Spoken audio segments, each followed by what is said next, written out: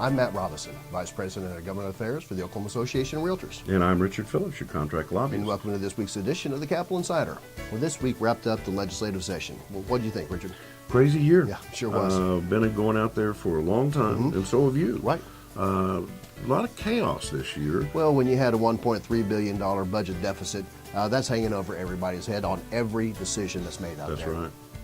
Well, we started out the bill on a high note with the passage of Senate Bill 1245 by Senator Smalley, Representative Osborne, that disallows counties from assessing a transfer fee on all property dealing with their floodplain management program, whether those properties were in a floodplain or not. That's right, and that's important. That's absolutely. The bill went right through the Senate, the House, and on the governor's desk, and she signed it. Absolutely. So that's law now. So that's terrific for our members. And we had another success also early. And it was, we have worked for years trying to prevent convicted felons from doing certain things in real estate, and with success. Our membership believes in it strongly, and there was a bill to unravel quite a bit of that. And I don't think the intent was misplaced. It was just not a good fit for us. So the author, Representative Calvi, agreed to pull the bill and look at it some more. And so, that was a huge victory, because that would have been very problematic. And with regards to electronic notary, the Secretary of State, Chris Benj, is going to work with us over the interim to try and come up with some language that's going to accommodate the electronic notary issue, just like the electronic signatures for a contract. That's right. And we worked on it through the session. Right. We talked about having interim study, but I think we're just going to take it to our members and work on it internally. Right. So I think we'll come up with a good plan for next year. Right. And of course, property management. Where's that stand? We have worked on that with our legislative committee. We have proposed legislation over the last several years trying to define what property management is. And we got close this year. The Senate, we have some senators out there that have some differing opinions. Sure, of course. Came down the last couple of weeks of session. Proposal was made to us. We took it to our membership, and they rejected it. Right. And so we'll be back working on that again this summer. That's right. And we'll try to get that done eventually. That's right. And we are very actively involved in an issue dealing with disclosure statements. That's right. In fact, we work with the Real Estate Commission. We work with a couple of authors out there. Before even session began, we met with the authors of a bill that would have changed the disclosure statement for all sellers and, of course, realtors. Right. We tried to shape the language. We got it to where we could probably live with it.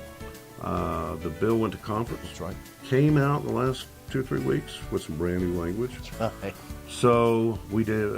You tell them about our call to action. Well, actually, right at the last couple of days of session, the bill was actually put on the Senate calendar, and we had a significant call for action where in less than 24 hours, we had over 700 of our members call their legislators, send legislators emails saying this is not good for the real estate industry.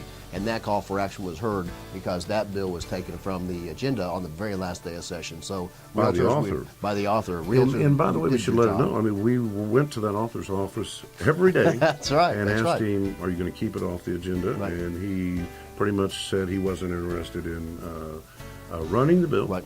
But when it did pop up on the agenda, we went to work, our members went to work, and he pulled it. That's right. So, we really do appreciate the realtors' action. And as we mentioned earlier, with regards to the budget deficit, the $1.3 billion budget deficit, there were always efforts to find new sources of revenue, and services was under review. That's right. And the legislature had several options on the table. Brought out a cigarette tax, didn't pass. So they brought out some legislation that we even obtained before it was public knowledge that would have additionally taxed a lot of services to homeowners out there, that landscaping, repairs, replace your hot water tank, those kind of things. That's right. So we followed that very closely. It never made it to the floor, thank goodness, and so therefore we never had to do a call to action on it. And there was also another revenue-raising bill dealing with dock stamps, and would have actually increased dock stamps by 33%.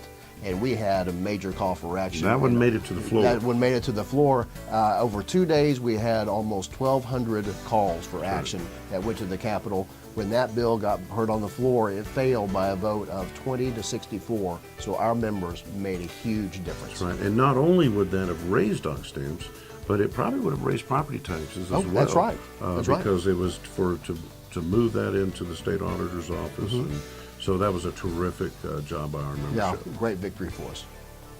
Well, Richard, as we talked about, it was a difficult challenge with regards to the legislative session this year. We got a lot of issues still on the table. Our Government Affairs Committee is going to continue to meet over the interim.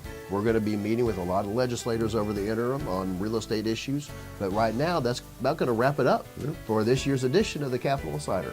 We'll see you next year. We'll see you.